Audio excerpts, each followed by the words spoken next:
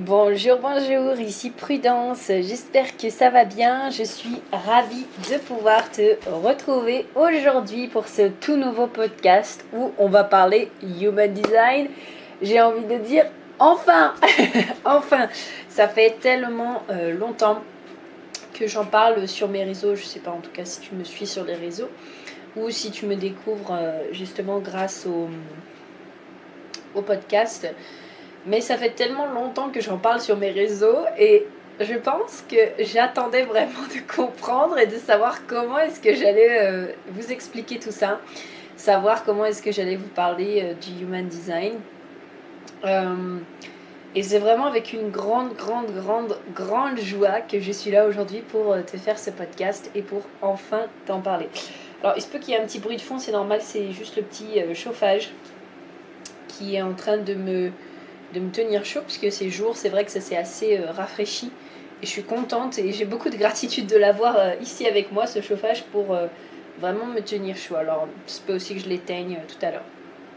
En tout cas, j'ai décidé de faire ce podcast du coup pour pouvoir t'expliquer un peu déjà qu'est-ce que le Human Design. Peut-être que je séparerai en plusieurs parties parce que c'est vrai que c'est quelque chose de tellement vaste, c'est le mot, vaste à expliquer, que faire tout en un podcast, je pense que ça serait un petit peu long. Surtout que là, j'ai vraiment envie de t'expliquer dans ce premier podcast, en tout cas sur le sujet, mon histoire, comment je suis tombée dessus, pourquoi est-ce que vraiment ça m'intéresse et qu'est-ce que vraiment j'y trouve d'intéressant. Donc, écoute, c'est parti, on va pouvoir démarrer tout de suite. Donc, tout simplement, déjà, je vais te remettre un petit peu dans le contexte. En septembre, j'ai démarré un programme avec ma mentor qui s'appelle l'énergie de vie. Et donc ma mentor a co-créé avec sa meilleure amie qui, elle est vraiment justement spécialiste, on peut dire, du Human Design, un mini e-book en fait, tout simplement sur le sujet. Et donc quand on rentre dans ce programme de l'énergie de vie, elle nous demande forcément c'est quoi votre Human Design, vous êtes quel type, etc. Puisqu'il faut savoir que dans le Human Design, il y a 5 types. Donc j'aurai le temps d'y revenir soit dans ce podcast, soit dans un prochain podcast, comme je disais.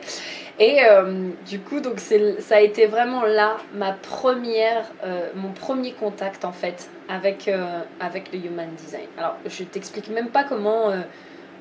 j'ai toujours été fascinée par les nouveaux trucs, tu sais. Puis alors surtout ça, qui te permet de t'expliquer comment tu fonctionnes, etc. Moi, je prenais ça comme un test de personnalité, en fait. Vraiment comme ça, je me disais, j'ai fait le MBTI, j'ai fait le disque, j'ai fait tous ces tests, etc. Donc, je prenais ça un peu comme, ok, ça va être un autre truc. Et en fait, tu vas voir, je vais t'expliquer. Je trouve que c'est tellement plus profond que c'est pour ça que j'aime vraiment cet outil. Et du coup, donc, je découvre un peu ça. Je vais donc sur le site qui s'appelle My Body Graph et je renseigne les informations demandées. Parce qu'il faut savoir que pour pouvoir avoir ton Human Design, c'est très important que tu aies ta date d'anniversaire, donc grosso modo ta date de naissance, ainsi que ton heure de naissance, l'endroit aussi où tu es né pour bien que ce soit calculé avec l'horaire. Parce que le Human Design est un mélange de 4 disciplines, dont l'astrologie. En fait. Donc c'est pour ça que c'est très important de pouvoir avoir l'alignement des planètes, tout simplement, qui vient avec ton heure de naissance et l'endroit où tu es né, etc. Donc je vais là-dessus, et là je vois ma charte, qui est grosso modo le dessin justement de mon Human Design, et je fais « Oh my God, mais c'est quoi ça ?» Vraiment, je vois... Enfin, si tu vas sur le site ou même juste tu tapes Human Design sur Internet, tu vas voir un peu à quoi ressemble une charte. C'est simplement comme un petit bonhomme, comme on pourrait voir parfois pour, tu sais, les chakras, quand on t'explique ce que c'est les chakras dans le corps, les boules d'énergie. Et c'est un petit bonhomme qui du coup est blanc, et tu vas avoir certains centres qui vont être colorés ou pas, tu vas avoir certains traits en diagonale qui vont être colorés ou pas, etc. etc. Et moi je tombe là-dessus et je fais « Oh my God, ça paraît tellement compliqué !» Donc c'était vraiment très drôle, c'était vraiment très nouveau pour moi, et je sais que beaucoup justement, par exemple ma coach actuelle avec qui on en parle, ça a été la même chose. Elle a dit la première fois que j'ai vu le Human Design, waouh, j'ai trouvé ça tellement compliqué en fait. Donc du coup, je me suis pas trop attardée sur le sujet parce que du coup, ma mentor, à ce moment-là, quand j'ai démarré le programme, elle nous avait donc demandé, etc. Je l'avais renseignée et tout, donc de ce que je comprenais, ça l'aidait, elle, à mieux comprendre comment est-ce qu'on fonctionnait, etc. Même si moi, je comprenais pas tout, c'était pas grave. Et puis en fait, petit à petit, ce qui s'est passé, c'est justement que ma mentor, elle a fait un live avec sa meilleure amie, où elles ont expliqué plus en détail quels étaient les 5 types, quelles étaient leurs énergies, quelles étaient ce qu'on appelle dans le Human Design leur autorité, ainsi que leur manière de fonctionner, etc. Là, déjà, j'ai beaucoup plus compris, et sachant qu'entre-temps, je m'étais quand même intéressée un petit peu plus au sujet, c'est-à-dire que je différenciais un petit peu mieux les 5 types, je voyais un petit peu mieux comment ça fonctionnait, etc. Et en fait, le fait, tu vois, d'avoir le live qui venait appuyer ça m'aidait encore plus à mieux comprendre. C'est le Livia, du coup, c'est le live, pardon, de Livia Quero, qui explique justement tout ça.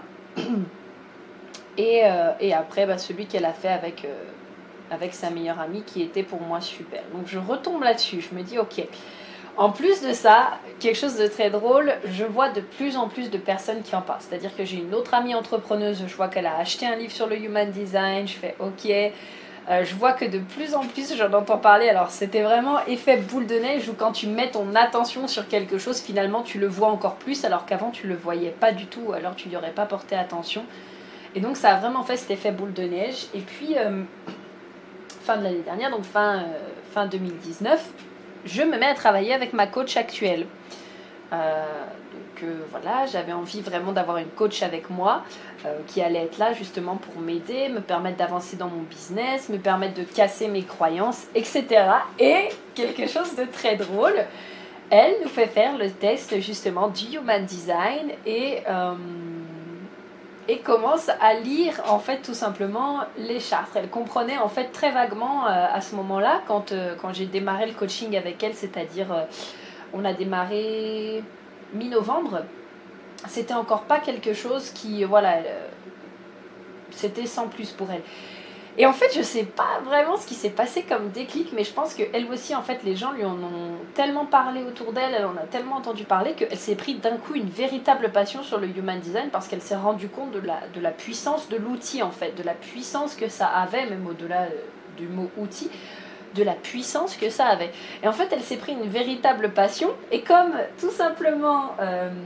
avec son type, parce qu'elle et moi, on est le même type du coup... et elle a diffusé son énergie, ça m'a entraîné dedans et ça m'a donné envie moi aussi d'en savoir plus, etc. Enfin, ça a vraiment été l'effet boule de neige et du fait que moi, elle ait pris le temps, j'ai pris vraiment une consultation avec elle pour qu'elle m'explique justement comment, qu'est-ce que voulait dire mon design, etc. Comment je fonctionnais, et c'est là que ça m'a vraiment fait le déclic. À ce moment-là, j'ai commencé à le faire à tous mes amis, ma famille, etc. Parce que j'avais vraiment envie de m'immerger à 300% dedans. Moi, quand je trouve une passion, c'est comme ça, c'est que quand j'ai commencé à avoir une nouvelle passion, je suis la nana qui va m'immerger dedans, mais alors comme jamais. Je vais te lire tous les articles possibles, tous les trucs possibles.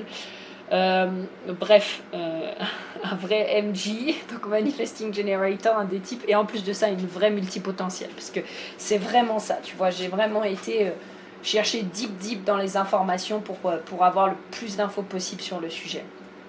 Et même encore maintenant, je le fais encore beaucoup. Quand je fais une lecture de Chartres, parce que même si parmi les 5 types, forcément, 7 milliards, il va y avoir beaucoup de personnes qui vont avoir le même type.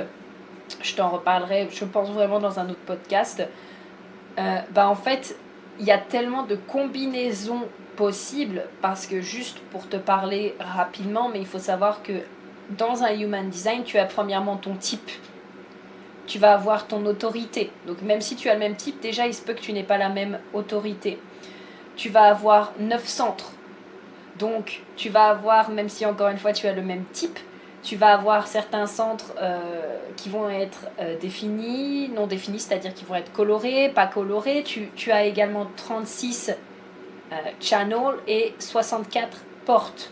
Donc je t'explique même pas le nombre de combinaisons possibles. Je me demande même si c'est réellement possible que sur les 7 milliards de personnes, il y ait 2 personnes qui aient exactement la même charte. Parce qu'il y a également les flèches, etc. Donc vraiment, je me demande si c'est réellement possible que 2 personnes aient exactement la même charte. Plus les profils, plus les croix d'incarnation, enfin bref, tout ça. Donc du coup, je l'ai fait à tous mes amis, à toute ma famille, et en fait plus je le faisais et plus je me rendais compte à quel point les gens se reconnaissaient. Et moi la première, c'est-à-dire que qu'est-ce que finalement moi ça m'a apporté le Human Design, je vais te dire, et pourquoi est-ce que ça me passionne autant. En fait à la base, si je peux dire simplement ce qu'est le Human Design, c'est que ça t'explique comment tu fonctionnes. C'est vraiment ça, ça t'explique comment tu fonctionnes. Donc, pour moi, c'est au-delà du test de personnalité, parce que je l'ai testé sur tellement de personnes, et encore une fois, il y a tellement de combinaisons possibles, que c'est pour moi vraiment au-delà du test de personnalité. C'est que ça t'explique finalement qu'est-ce que tu es venu faire à la base sur cette planète, justement, en calculant ton heure de naissance, etc. Et comment tu fonctionnes. Et moi, ça m'a beaucoup aidé, dans le sens où, premièrement, par exemple, le fait de savoir quelle était mon autorité. Alors, comment est-ce que je peux te définir autorité, sachant que j'ai pas encore fait de podcast là-dessus. Je l'ai défini un petit peu par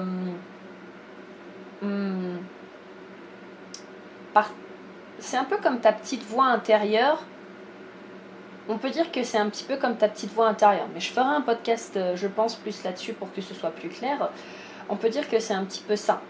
De savoir si ce que tu es en train de faire, c'est juste pour toi ou pas. À quel moment est-ce que c'est le meilleur moment pour toi, par exemple, de prendre une décision ? Tu vois,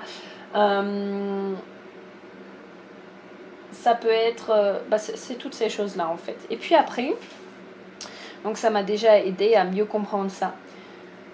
Ça m'a aidé aussi à mieux comprendre pourquoi, moi ça a été le plus flagrant, pourquoi est-ce que parfois je me sentais désalignée par rapport à ce que la société ou ce que les gens en général nous disent de faire.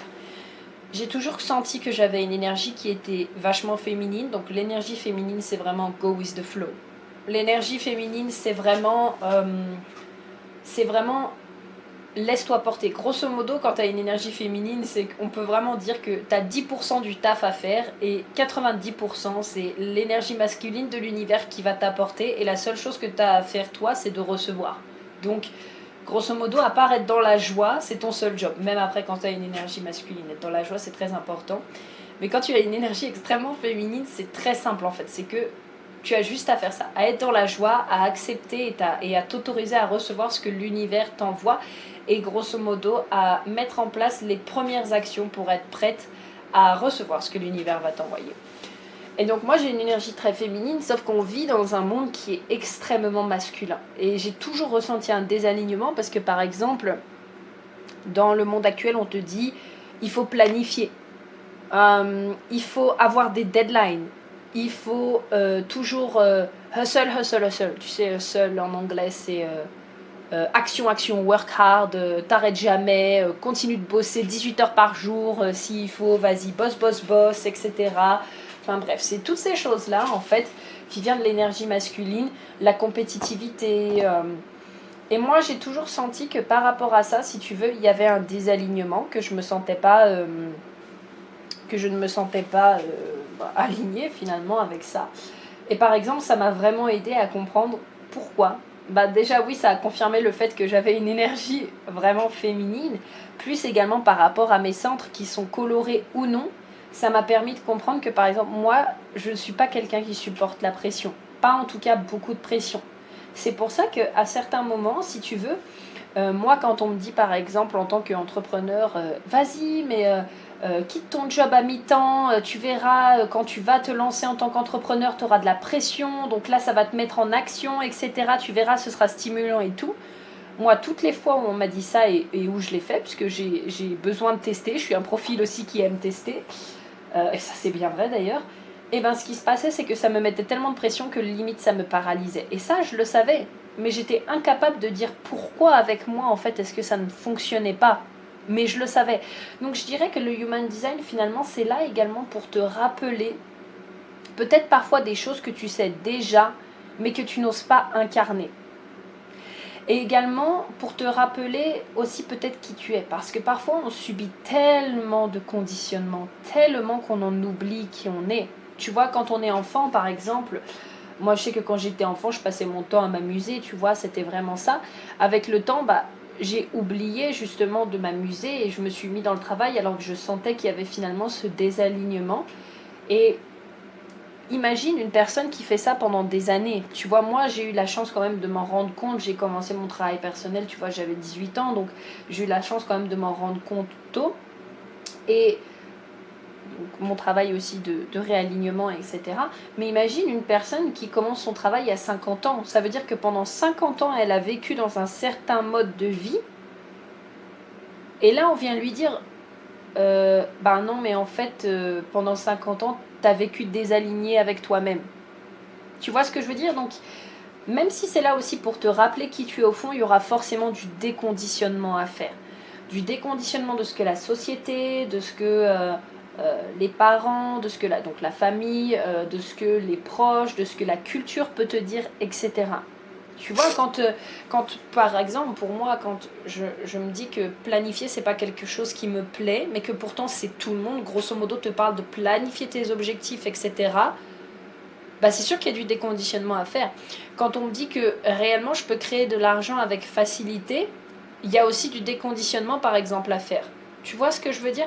Quand on me dit que j'attire les choses sans avoir besoin d'être spécifique dans ce que je dis, alors que par exemple concernant la loi de l'attraction, qui est mon thème favori, on te dit qu'il faut vraiment toujours être précis, et finalement que moi j'apprends que je suis ce qu'on appelle une non spécifique, comme d'ailleurs beaucoup de personnes finalement je remarque, donc que je n'ai pas besoin d'être précise, c'est sûr qu'il y a également du déconditionnement à faire. Mais moi, c'est ce que je trouve de magique vraiment dans le Human Design. Déjà, moi, j'adore comprendre l'être humain. C'est quelque chose qui me passionne. C'est quelque chose que j'adore. Et le fait de pouvoir mieux comprendre son propre fonctionnement, c'est-à-dire savoir comment on fonctionne, savoir pourquoi peut-être parfois des choses sont plus importantes ou parfois on réagit comme ça à certaines choses ou pourquoi parfois est-ce qu'on agit d'une telle manière, ça pour moi je dirais que c'est vraiment une de mes passions profondes et c'est ça que j'aime tant finalement dans le Human Design parce que c'est ça que ça nous explique concernant la personne. Donc voilà, j'espère en tout cas que ça a été assez clair pour toi. J'avais vraiment envie de te partager ça aujourd'hui sans aller trop dans le technique, sans aller trop dans les détails parce qu'il y a tellement à dire sur le sujet que, comme je te disais au début, un podcast c'est pas suffisant. Moi, ce que je t'invite à faire, c'est quand même, tu vois, juste aller checker sur Internet, juste taper Human Design pour que tu puisses te représenter visuellement qu'est-ce qu'une charte de Human Design, grosso modo, et voir le petit bonhomme dont je te parlais. Et également, comme je te disais au début aussi, si toi tu es intéressé pour faire une consultation et pour faire ta lecture de ton Human Design pour pouvoir encore mieux te comprendre, et franchement, contacte-moi sur les réseaux. On regardera ensemble pour se fixer un rendez-vous et ça me fera très plaisir de pouvoir faire ta lecture. En attendant, je te souhaite une excellente et merveilleuse journée et on se dit à très vite pour un prochain podcast. Bye bye.